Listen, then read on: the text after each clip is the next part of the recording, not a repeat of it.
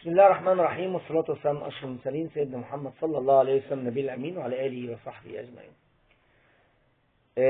للي عنده تاريخ عائلي في الأقارب الدرجة الأولى، والدتها أو للست اللي عندها والدتها أو إخواتها البنات أو ستها من الأب أو من أم أو خالاتها وعمتها عندهم سكر أو ضغط أو جالهم أورام سواء حميدة أو خبيثة في الثدي أو في الرحم،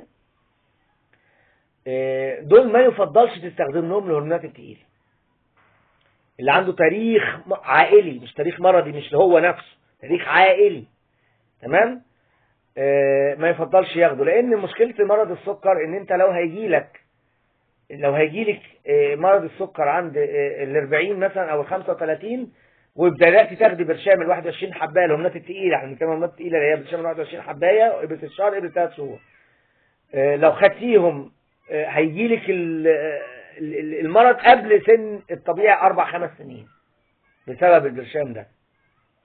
هو كده كده هيجي، بس بيزود بيخليه يجي في سن اصغر، تمام.